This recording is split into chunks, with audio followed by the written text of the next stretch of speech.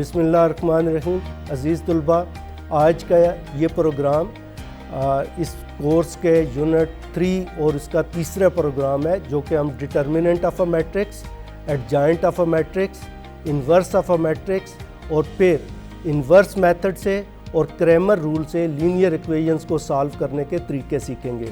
तो उम्मीद है आप इस पे तवज्जो देंगे, क्योंकि ये जो है मैट्रिक्स से इक्वेशंस को सॉल्व करना है, ये बहुत इम्पॉर्टेंट है और इससे आप बहुत सारे मैथमेटिक्स के सवालात हल कर सकते हैं। तो आइए डिटर्मिनेंट ऑफ मैट्रिक्स की तरफ चलते हैं। डिटर्मिनेंट किसी भी मैट्रिक्स का फाइंड करना हो तो उसको हम पहले सीधी लाइनों में लिखते हैं। जैसा कि आपके सामने मैट्रिक्स ABCD है, तो इसका अगर हमने डिटर्मिनेंट फाइंड करना है तो हम इसे लिखेंगे ABC और D इस तरह। और इस डिटर्मिनेंट को फाइंड करने के लिए हम क्या करेंगे, A को D से मल्टीप्लाई करना है और माइनस का साइन लगा के B को C से मल्टीप्लाई करना है। तो आपको मिल गया AD माइनस BC, ये इसका डिटर्मिनेंट है। आइए इसकी एक एग्जांपल लेते हैं। इस एग्जांपल में हमारे पास 8, 5 और 4, 5 ये मैट्रिक्स के अंदर लिखे हुए हैं। इस मैट्रिक्स का अगर हमने डिटर्मिनेंट फाइंड करना है तो हम क्या करेंगे, 8, 5, 4, 5 इनको सीधी लाइनों में लिखेंगे। ये actually value of the matrix होती है। हम दोनों को मल्टीप्लाई करेंगे, 8 को 5 के साथ और 4 को 5 के साथ। तो आपको मिल गया 8, 5 इज़ 40, 4, 5 इज़ 20। दोनों के दरमियान हमने माइनस का साइन लगाया तो हमें मिल गया D इज़ इक्वल टू 20। तो इस तरह किसी भी मैट्रिक्स का डिटर्मिनेंट हम फाइंड कर सकते हैं। तो ये डिटर्मिनेंट फाइंड करने के बाद हमें पता चलता है कि कोई मैट्रिक्स सिंगुलर है या नॉन सिंगुलर मैट्रिक है। यहाँ से आप देखें, डिटर्मिनेंट ऑफ A अगर 0 के इक्वल होता है तो मैट्रिक्स सिंगुलर हो गया। अगर determinant of A not equal to 0 होता है तो ये नॉन सिंगुलर हो गया। और किसी भी मैट्रिक को अगर वो सिंगुलर है तो उसका A इन्वर्स, ये A के ऊपर -1 लिखा हुआ है, इसे हम पढ़ते हैं A inverse. A inverse find नहीं हो सकता अगर वो सिंगुलर है। अगर वो नॉन सिंगुलर है तो फिर उसका A इन्वर्स हम फाइंड कर सकते हैं। देखिए, singular matrix A is singular if determinant of A is equal to 0। A is singular then A inverse is not defined, यानी हम उसे फाइंड नहीं कर सकते। Rank of A is less than order of A। Some rows and columns are linearly dependent. तो अगर इस तरह की चीज़ आ जाए तो फिर हम उसका इन्वर्स फाइंड नहीं कर सकते।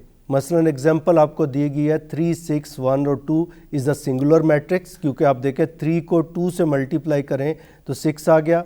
इसी तरह 1 को 6 से मल्टीप्लाई करें 6 आ गया, हमारे पास आंसर आ गया 0। तो अगर कोई मैट्रिक्स सिंगुलर है तो उसका इन्वर्स जो है वो फाइंड नहीं कर सकते। और सिंगुलर कब होता है, जब उसका डिटर्मिनेंट 0 हो जाए। मैट्रिक्स नॉन सिंगुलर कब होगा, अ matric is A is non-singular if determinant of A is not equal to 0. If A is non-singular then A inverse is defined, यानी हम उसका इन्वर्स फाइंड कर सकते हैं।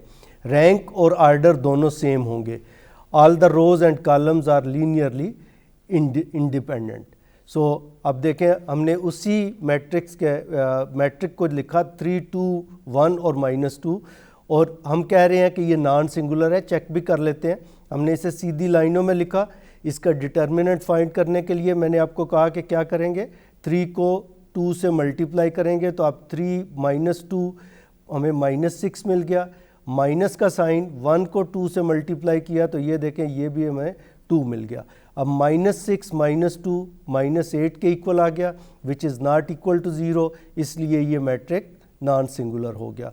तो सबसे पहले हमने किसी भी मैट्रिक का डिटर्मिनेंट फाइंड करना होता है ताकि हमें पता चले कि मैट्रिक सिंगुलर है या नॉन सिंगुलर है। अगर ये नॉन सिंगुलर होगा तो फिर हम इसका इन्वर्स फाइंड करेंगे। अब multiplicative inverse of a matrix होता क्या है, दो मैट्रिक्स को अगर आपस में मल्टीप्लाई करें और हमें आइडेंटिटी मैट्रिक्स मिल जाए। आपको याद होगा आइडेंटिटी मैट्रिक्स क्या होता है, 1, 0, 0, 1, यानी यूनिट मैट्रिक्स। जिससे भी इसे मल्टीप्लाई करेंगे वही मैट्रिक्स इसका आंसर आएगा। For a square matrix A the inverse is written A raise to power -1, या इसे ए इन्वर्स पढ़ते हैं। When A is multiplied by A inverse the result is identity matrix, और आइडेंटिटी मैट्रिक्स मैंने यहाँ लिख दिया। Non square matrix don't have inverses, यानी जब भी कोई मैट्रिक आएगा आपने पहले चेक करना है उसकी नंबर ऑफ़ रोज़ और नंबर ऑफ़ कॉलम्स अगर सेम है तो फिर उसका इन्वर्स एग्जिस्ट करता है, अगर सेम नहीं है तो फिर उसका इन्वर्स एग्जिस्ट नहीं करता। दो मैट्रिक्स एक दूसरे के इन्वर्स होंगे अगर उसको ए इन्वर्स ए यानी कम्यूटेट कर लें, जैसे मैं आपको ये भी लिख देता हूँ, A B is equal to B A is equal to I. अगर ये आ जाए हमारे पास, यानी ए को बी से मल्टीप्लाई करें या बी को ए से मल्टीप्लाई करें, दोनों दफ़ा ही हमें आइडेंटिटी मैट्रिक्स मिले तो फिर ए और बी एक दूसरे के इन्वर्स कहलाएंगे। तो यहाँ पे आप देखें दो कंडीशंस हैं हमारे पास जो किसी भी मैट्रिक का इन्वर्स फाइंड करने के लिए होती हैं। पहला, the square matrix must be square, number of rows should be equal to number of columns, और दूसरी बात, determinant of a matrix must not be zero. किसी भी मैट्रिक का जब डिटर्मिनेंट फाइंड करते हैं तो वो ज़ीरो नहीं होना चाहिए, यानी मैट्रिक्स को नॉन सिंगुलर होना चाहिए। अगर वो सिंगुलर हो गया तो फिर उसका इन्वर्स हम फाइंड नहीं कर सकते। तो आइए इन्वर्स फाइंड करने की तरफ चलते हैं। एक मैट्रिक्स हमारे पास दिया हुआ है, ए इज़ इक्वल टू 1 0 -1 1। इस मैट्रिक्स को अगर हम लेते हैं और हम इसका इन्वर्स फाइंड करना चाहते हैं, पहले हम इसकी वेरीफाई कर लेते हैं कि ये इसके साथ मल्टीप्लाई हो रहा है 1 0, ए और ए का इन्वर्स हमने फाइंड करना है, तो हम इसको वेरीफाई करते हैं। आप देखें ए मैट्रिक्स लिखा हुआ है और ए इन्वर्स लिखा हुआ है, दोनों दिए हुए हैं, फाइंड हम बाद में करते हैं। ए को ए इन्वर्स से जब हमने मल्टीप्लाई किया तो मल्टीप्लिकेशन रूल आपको याद है, रो को कॉलम से मल्टीप्लाई करते हैं। यहाँ पे फर्स्ट रो को जब फर्स्ट कॉलम से मल्टीप्लाई किया तो आपके पास आ गया 1 को 1 से मल्टीप्लाई किया 1:1 एंड 0:1। 1:1 1 होता है, 0:1 0 होता है, तो हमारे पास आंसर आ गया 1। फिर फर्स्ट रो सेकंड कॉलम, 1 को 0 से मल्टीप्लाई किया 0 हो गया, 0 को 1 से मल्टीप्लाई किया 0 हो गया, तो ये हमें 0 मिल गया। अब -1 1 सेकंड रो फर्स्ट कॉलम, -1 को 1 से मल्टीप्लाई किया तो आंसर हमारे पास आ गया -1। फिर 1 को 1 से मल्टीप्लाई किया तो ये आंसर हमारे पास आ गया +1, तो -1 + 1 क्या मिलेगा 0। फिर उसके बाद आ गया हमारे पास सेकंड रो सेकंड कॉलम, -1 को 0 से मल्टीप्लाई किया तो 0 आ गया, 1 को 1 से मल्टीप्लाई किया तो 1 आ गया, तो हमें A inverse is equal to आई मिल गया। तो ये ए और ए इन्वर्स एक दूसरे के ए और ए जो इन्वर्स हमारे पास यानी 1 0 -1 1 और 1 0 1 और 1 एक दूसरे के इन्वर्स कहलाएंगे। लेकिन इन्वर्स फाइंड करने में हमें एडजॉइंट फाइंड करना ज़रूर आना चाहिए, तो इसलिए मैं आपको पहले बता देता हूं कि किसी भी मैट्रिक का एडजॉइंट कैसे फाइंड करना है। अगर यही मैट्रिक है हमारे पास तो इसका हमने एडजॉइंट फाइंड करना है, तो सबसे पहले क्या करेंगे, हम इस मैट्रिक का डिटर्मिनेंट फाइंड करेंगे। तो डिटर्मिनेंट ऑफ ए अगर हम जो है देखते हैं तो ये 1 × 1 -0 × 1, ये देखें इसको इससे मल्टीप्लाई किया, माइनस का साइन, इसको इससे मल्टीप्लाई किया तो हमें मिल गया 1 + 0 विच इज़ इक्वल टू 1। तो एडजॉइंट ऑफ ए क्या होगा, ये तो उसका ये not equal to 0, it means it's a non singular, और जब ये नॉन सिंगुलर हो तो इसका इन्वर्स एग्जिस्ट करता है।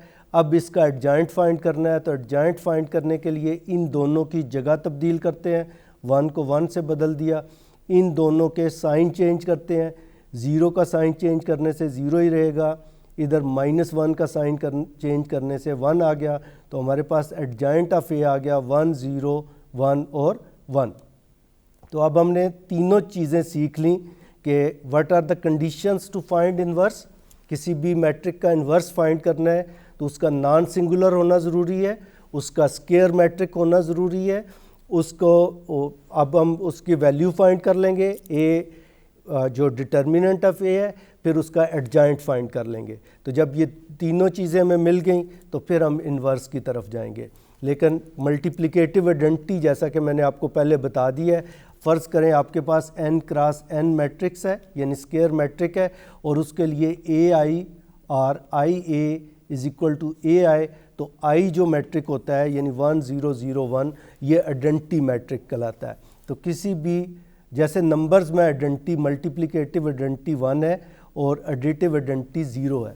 किसी भी नंबर से 1 को मल्टीप्लाई करें वही नंबर जवाब आता है, किसी भी नंबर में 0 ऐड करें वही नंबर जवाब आता है, तो इसलिए उसे एडिटिव आइडेंटिटी 0 को कह देते हैं, 1 को मल्टीप्लिकेटिव आइडेंटिटी कह देते हैं। इसी तरह मैट्रिक्स में आई मैट्रिक्स जो 1 0 0 1 है इसको हम आइडेंटिटी मैट्रिक्स कह देते हैं। अब आते हैं एग्जाम्पल की तरफ कि आइडेंटिटी मैट्रिक की एग्जाम्पल ये पहले भी आपको एक्सप्लेन कर दिया है। ए और आई, ए को आई से अगर आप मल्टीप्लाई करें तो अल्हम्दुलिल्लाह अब आप you are capable to do it कि फर्स्ट रो को फर्स्ट कॉलम से मल्टीप्लाई करें। ये आपके पास फर्स्ट रो है, फर्स्ट कॉलम है, 1 मल्टीप्लाइड बाई 1 और फिर 2 मल्टीप्लाइड बाई 0, उसके बाद आ गया 1 1 2 0, तो आपके पास आ गया 1, फिर 1 मल्टीप्लाइड बाई 0 और 2 मल्टीप्लाइड बाई 1, तो आपके पास आ गया 2, 0 प्लस 2, फिर second row first column 3 multiplied by 1 4 multiplied by 0, 3 plus 0 3, फिर सेकंड 3 मल्टीप्लाइड बाई 0 0 हो गया, 4 मल्टीप्लाइड बाई 1 4 आ गया, तो हमारे पास आ गया 1 2 3 4। वही मैट्रिक्स आंसर आ गया जिसके साथ हमने आइडेंटिटी मैट्रिक्स को मल्टीप्लाई किया। अब आई को पहले रख लें यानी आइडेंटिटी मैट्रिक्स को पहले रख लें, ए मैट्रिक्स को बाद में रखें, फिर आप मल्टीप्लाई करेंगे, फिर भी आपको पता चलेगा कि इसका आंसर भी 1 2 3 4 ए मैट्रिक्स ही आया। इससे हमें पता चला कि A I is equal to I A is equal to A, यानी किसी भी मैट्रिक्स को जब आइडेंटिटी मैट्रिक्स से मल्टीप्लाई करें तो वही मैट्रिक्स आंसर आता है। Therefore I is called the identity matrix. अब उम्मीद है कि इंशाल्लाह आपको याद रहेगा कि आइडेंटिटी मैट्रिक्स क्या होता है। अब हम चलते हैं इन्वर्स ऑफ अ मैट्रिक्स और उससे मुख्तलिफ इक्वेशंस का सलूशन। किसी भी इक्वेशन का सलूशन फाइंड करने के लिए हम दो किस्म के तरीके इस्तेमाल करते हैं, मैट्रिक इन्वर्शन मेथड और Cramer rule. Matrix inversion method में हम इन्वर्स ऑफ अ मैट्रिक को एक जो है अगर वो नॉन सिंगुलर है तो उसको स्क्वायर मैट्रिक नॉन सिंगुलर हो और उसके इन्वर्स के साथ बी मैट्रिक्स को मल्टीप्लाई करें तो हमें एक्स की वैल्यू मिल जाती है, जिससे लीनियर इक्वेशंस के सॉल्यूशन आ जाता है। इसी तरह एक रूल क्रैमर रूल है जिसमें हम ज़रा उससे आसान हो जाता है, इन्वर्स फाइंड करने की ज़रूरत नहीं पड़ती, उससे भी लीनियर इक्वेशंस जो है सॉल्व हो जाती हैं। तो आइए अगली एग्जांपल की तरफ चलते हैं। सबसे पहले आप देखें हमारे पास है दो इक्वेशंस हैं, 2x + 5y = -2 and x + 2y = -3। इन दो इक्वेशंस को हमने सॉल्व करना है। सॉल्व करने का मतलब ये होता है कि हम x और y की वो वैल्यू फाइंड करेंगे जो इस इक्वेशन के अंदर रखें तो आंसर, पहली इक्वेशन के अंदर रखें तो आंसर -2 आ जाए, दूसरी इक्वेशन के अंदर वही वैल्यूज़ रखें तो आंसर -3 आ जाए। तो इसको सॉल्व करने के लिए अब हम मैट्रिक्स इन्वर्शन मेथड की तरफ जाएंगे। तो सबसे पहले मैं आपको बताऊं कि क्या काम हमने करना है। जो भी दो इक्वेशंस मिलें उन्हें आपने मैट्रिक्स फॉर्म में लिखना है, और मैं आपके सामने लिख रहा हूं। हमारे पास 2 5 यानी x का कोफिशिएंट y का कोफिशिएंट पहली इक्वेशन में, फिर दूसरी इक्वेशन में x का कोफिशिएंट 1 है, y का कोफिशिएंट 2 है। तो ये एक जो है मैट्रिक बन गया। इसके साथ देखें मल्टीप्लाई हो रहा है एक्स वाई, तो एक्स वाई वाला ये कॉलम मैट्रिक्स हो गया, और इक्वल के बाद हमारे पास आ रहा है -2 -3, तो ये हमारे पास दूसरा मैट्रिक आ गया इससे अगला। तो ये इसकी मैट्रिक फॉर्म बन गई। अब इस मैट्रिक फॉर्म को हम नाम दे लेते हैं। इसको हम कहते हैं ए, इसको कहते हैं हम एक्स मैट्रिक्स, इसको कहते हैं हम बी। तो हमारे पास इक्वेशन आ गई ए एक्स = बी, जिसमें ए किसके इक्वल है 2 5 1 2, एक्स किसके इक्वल है एक्स और वाई के, बी किसके इक्वल है -2 और -3। तो यहाँ से आप देखें आपके पास ये इक्वेशंस आपको नज़र आ गई। अब हम चलते हैं कि इसको फिर आगे ए मैट्रिक्स को हमने कैसे चेक करना है कि ये सिंगुलर है या नहीं है। लेकिन इससे पहले देखें हमारे पास इक्वेशन आई थी ax इज इक्वल टू बी, और हमने फाइंड क्या करना है, x। तो x फाइंड करने के लिए किसी भी मैट्रिक्स को उसके इन्वर्स से मल्टीप्लाई करते हैं। a inverse ax is equal to a inverse b। Left side पे मैंने a इन्वर्स से मल्टीप्लाई कर दिया। अब इससे पिछली स्लाइड में मैंने आपको बताया था a इन्वर्स a किसके इक्वल होता है, i के इक्वल होता है। i is equal to i multiplied by x is equal to a inverse b। अब इससे पहले भी आपको बताया कि जब i को किसी यानी आइडेंटिटी को किसी मैट्रिक्स से मल्टीप्लाई करते हैं तो वही मैट्रिक्स आंसर आ जाता है। जैसे i a is equal to a, तो i x is equal to x is equal to a inverse b। तो ये इक्वेशन लिखी हुई है x is equal to a inverse b। अब आपको ये भी बता दिया गया कि जब, अब देखें अगर हमने x फाइंड करना है तो हमें a इन्वर्स और b का पता होना चाहिए। b हमारे पास है, a भी है, तो हमें a इन्वर्स चाहिए। तो किसी भी मैट्रिक का इन्वर्स फाइंड करने के लिए क्या क्या चीज़ें चाहिए, उसका सिंगुलर होना ज़रूरी है और उसका एडजाइंट हमें पता होना चाहिए। तो पहले देखें a मैट्रिक्स का a का मॉडुलस वैल्यू या उसके डिटर्मिनेंट फाइंड करना, 2, 5, 1 और 2। इसका डिटर्मिनेंट कोशिश करें, 2 को 2 से मल्टीप्लाई किया, -1 को मल्टीप्लाई किया 5 से, तो ये 4 - 5 इज इक्वल टू -1। तो यहाँ पे देखें a मॉड किसके इक्वल आ गया, -1 के इक्वल हमारे पास आ गया। तो अब हम इसके एडजाइंट की तरफ जाते हैं। a का एडजाइंट के लिए मैंने आपको बताया था ये वाला जो डायगोनल है ये जगह तब्दील होती है और इन वालों के साइन चेंज होते हैं। तो आप देखें 2 को 2 से बदल दिया वही रहेगा, 5 की जगह -5 लिख दिया, 1 की जगह -1 लिख दिया, तो ये एडजाइंट आ गया। अब हम आते हैं कि इसका इन्वर्स, अब इन्वर्स किसके इक्वल है, adjoint of a divided by a mod. Adjoint हमारे पास ये आ गया, हमने इसे डिवाइड करना है किससे, -1 से। आप ऐसे भी लिख सकते हैं 2 - 5 -1 2, ये एडजाइंट है और मॉड की जगह नीचे -1 लिख लिया। अब जब नीचे -1 आया तो हर एक का साइन चेंज हो जाएगा। अब 2 की जगह -2 हमने लिख दिया क्योंकि हमने इसे माइनस से मल्टीप्लाई किया, -5 की जगह 5, -1 की जगह 1 और 2 की जगह -2। तो ये आ गया हमारे पास मॉडुलस वैल्यू से डिवाइड कर दिया। अब इसको किस से मल्टीप्लाई करना है, b के साथ। अब x is equal to a inverse b, तो a इन्वर्स आपको ये मिल गया। अब इसके साथ हमने b को मल्टीप्लाई करना है और b मैट्रिक क्या है, -2 -3। अब मल्टीप्लिकेशन वाले प्रॉपर्टीज़ को दोबारा से अपने जहन में लाएं। क्या करेंगे, first row first column, -2 multiplied by -2 4 होता है, माइनस माइनस प्लस, माइनस का साइन और फिर 5 मल्टीप्लाइड प्लस का साइन, 5 मल्टीप्लाइड बाई -3 -15 आ गया। तो हमारे पास आ गया 4 -15। इसी तरह 1 मल्टीप्लाइड बाई -2 हो गया, प्लस का साइन, माइनस माइनस प्लस, 2 को मल्टीप्लाइड करेंगे 3 से तो 6 आ गया। तो ये हमारे पास आ गया -11 और 4। x की वैल्यू क्या आ गई, x is equal to -11, y is equal to 4। अब इसको याद रखें, आपने इसे चेक भी कर लेना है। अगर हम यहाँ पे पहली इक्वेशन में x की जगह -11 लिखें तो आप देखें 2 मल्टीप्लाइड बाई -11 ये -22 हो जाएगा, और जब y की जगह 4 रखेंगे तो ये देखें ये -22 हो जाएगा, प्लस y की जगह 4 रखेंगे, 5 4 इज़ 20, तो आंसर हमारे पास -2 हो गया। तो इट मीन्स कि हमारा ये आंसर सही है, हमने इसको वेरीफाई भी कर लिया। ये थोड़ा सा डिफ़िकल्ट वर्क है, इसलिए इसकी एक और एग्जांपल आपको दे देता हूँ। x + 2y is equal to 6 and x - 2y is equal to 2। आप कोशिश करें कि इसको आप डिटर्मिनेंट फॉर्म में लिखें, तो डिटर्मिनेंट फॉर्म क्या आएगी, पहले का x का कोफिशिएंट 1 2 1 -2,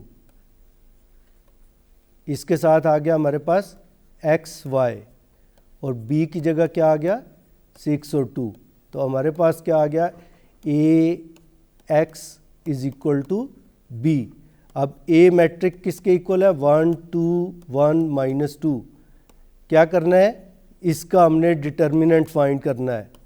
1 2 1 -2 डिटर्मिनेंट में क्या आएगा 1 मल्टीप्लाइड बाई -2 -2 मल्टीप्लाइड बाई 1, तो ये -2 is equal to -4 which is not equal to 0। तो ए मॉड की वैल्यू हमारे पास क्या आ गई -4। मैं लिख देता हूँ साइड पे, A mod is equal to -4। अब ए मैट्रिक्स जो है इसका adjoint 1 2 1 -2, adjoint of A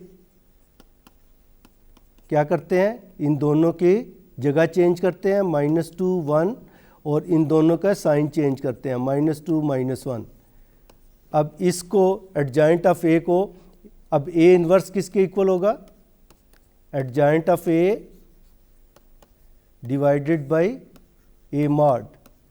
adjoint of A है -2 -1 1, डिवाइड किससे करेंगे, ए मॉड की वैल्यू कितनी है -4। अब इसको डिवाइड करें, -2 को -4 से डिवाइड करें तो 1/2, -2 को -4 से, दोनों के साथ माइनस है प्लस हो जाएगा, ये भी 1/2, 1 को -4 से 1/4 और ये -1/4। अब ये हमारे पास आ गया ए इन्वर्स। अब ए इन्वर्स, तो x की वैल्यू फाइंड करने के लिए क्या इक्वेशन है, x is equal to A inverse B. अब ए इन्वर्स आपके पास क्या आ गया, याद रख लें, ए इन्वर्स की वैल्यू हम लिख लेते हैं 1/2 1/2 1/4 -1/4, 1/2 1/2 1/4 -1/4। A inverse is equal to 1/2 1/2 1/4 -1/4। तो x is equal to A inverse B, ये वाला मैट्रिक्स 1/2 1/2 1/4 -1/4, इसको मल्टीप्लाई कर लिया हमने, b क्या है 6 और 2। अब देखें 1/2 को 6 से मल्टीप्लाई करें तो 3 आ गया, प्लस 1/2 को 2 से मल्टीप्लाई करें तो 1 आ गया। अब 1/4 को 6 से मल्टीप्लाई करें तो ये 6/4 3/2 आ गया, और ये माइनस के साइन के साथ आएगा। 1/4 को 2 से मल्टीप्लाई करेंगे तो 1/2 आ जाएगा। अब इनको सॉल्व करना भी आपको आना चाहिए। ये 3 और 1 बड़ा सिंपल है, 4 हो गया। 3/2 -1/2 तो क्या आ गया 2/2 1। तो ये हमें x और y की वैल्यू मिल गई, x is equal to 4 y is equal to 1। अब इसको x और y की वैल्यूज़ को हम रखते हैं इक्वेशन के अंदर। देखें x की जगह 4 रख लिया, प्लस 2 मल्टीप्लाइड बाई y की जगह 1 रख लिया, तो 4 + 2 इज इक्वल टू 6। इसका मतलब है हमने वेरीफाई कर लिया कि हमारे पास हमारी इक्वेशंस या हमारे जो आंसर्स हैं ये सही हैं। तो ये था इन्वर्स मेथड को यूज़ करते हुए हमने कैसे साइमल्टेनियस इक्वेशंस को सॉल्व करना है। इसी का क्रेमर रूल, ये बड़ा आसान है। हमारे पास मैंने 2 और इक्वेशंस ली हैं, 4x + 3y is equal to 4 and 3x + 5y is equal to 8। Similarly जैसे हमने पिछले क्वेश्चन में किया, आपने इसको भी मैट्रिक्स फॉर्म में लिखना होता है और उसके बाद उसका डिटर्मिनेंट फाइंड करते हैं। तो मैट्रिक्स फॉर्म में एक क्विकली ए मैट्रिक अगर आप मुझे बता दें तो शाबाश, 3 4 3 3 5। अब इस मैट्रिक्स का डिटर्मिनेंट डी है, इसको हमने लिखा, ये देखिए 4 3 6 5। 4 को 5 से मल्टीप्लाई किया, -6 को 3 से मल्टीप्लाई किया, 20 - 18 is equal to 2 not equal to 0। सबसे पहला रूल क्या होता है कि मैट्रिक स्केयर हो और फिर वो नॉन सिंगुलर हो, उसकी वैल्यू 0 ना हो। अब उसके बाद हमने इन्वर्स फाइंड किया था पिछले मेथड में, यहाँ पे हम dx फाइंड करते हैं और ये बड़ा आसान हो जाता है। डी एक्स कैसे फाइंड करते हैं? जो हमारे पास ए मैट्रिक्स या डी डिटर्मिनेंट है उसमें जो पहला कॉलम है उसकी जगह बी मैट्रिक्स क्या था हमारे पास 4 और 8 ये रख देते हैं। बी का जो कॉलम है वो रख देते हैं। मसलन यहाँ पे हमने लिखा C1 C2 B1 B2 यानी ये जो 4 और 8 है ये इसकी जगह हमने रख दिया 4 और 8, 4 और 6 की जगह, और 3 और 5 वैसे ही आ गया। अब इसका डिटर्मिनेंट फाइंड करेंगे तो 5 4 इज़ 20 माइनस 8 3 इज़ 24, तो ये -4 आ गया। और ये जो डी एक्स है इसको जब हम d से डिवाइड करेंगे तो ये हमें x की वैल्यू दे देगा। d की वैल्यू आपके पास 2 है। अब देखें x is equal to D X divided by D, यानी डिटर्मिनेंट x वाला डिटर्मिनेंट और a का डिटर्मिनेंट दोनों को डिवाइड करेंगे तो हमें देखें -4 divided by 2 x is equal to -2। इसी तरह अगर उसको सेकंड कॉलम की जगह b को रिप्लेस करेंगे यानी 4 और 6 ऐसे ही आ गया, और 3 और 5 की जगह 4 और 8, ये 4 और 8 जो बी मैट्रिक्स था ये रख दिया, तो ये हमें मिल गया 4 8 ज़ा 32 माइनस 6 4 ज़ा 24, तो ये 8 आ गया। अब डी वाई किसके इक्वल होगा? D Y by D Y हमारे पास आ गया 8, डी हमारे पास 2 है, इनको डिवाइड किया तो 4 आ गया। तो x की वैल्यू आ गई -2, y की वैल्यू आ गई 4। अब यहाँ पे रख के चेक कर लें, x की जगह -2 रखें तो 4 मल्टीप्लाइड बाई -2 -8 हो गया, और प्लस का साइन यहाँ पे आ गया 3 मल्टीप्लाइड बाई 4, तो ये आ गया हमारे पास 12 विच इज़ इक्वल टू 4, इसके इक्वल आ गया। लिहाजा इसका मतलब है हमारी वैल्यूज़ सही हैं। तो हम इसको इस तरह भी सॉल्व कर सकते हैं साइमल्टेनियस इक्वेशन को क्रेमर रूल से भी। तो एक और एग्जांपल है जो आपके लिए मैंने रखी, सॉरी इधर माइनस का साइन है, x माइनस 2y, तो आपने करना है 4x plus Y is equal to 7, x minus 2y is equal to 2। ये दो इक्वेशंस हैं, इनको हम क्रेमर रूल से सॉल्व करने की कोशिश करते हैं। देखें 4 1 2 -2 ये ए मैट्रिक हो गया, X Y is equal to B, 7 और 2 आ गया। अब ए का डिटर्मिनेंट किसके इक्वल होगा? 4 1 2 -2, 4 multiplied by 4 multiplied by -2 -2 multiplied by 1 -8 -2 is equal to -10। ठीक है, एक डिटर्मिनेंट आपको मिल गया। अब इसका डी एक्स फाइंड करें, तो डी एक्स के लिए क्या है? पहली रो की जगह 7 2 और 1 -2,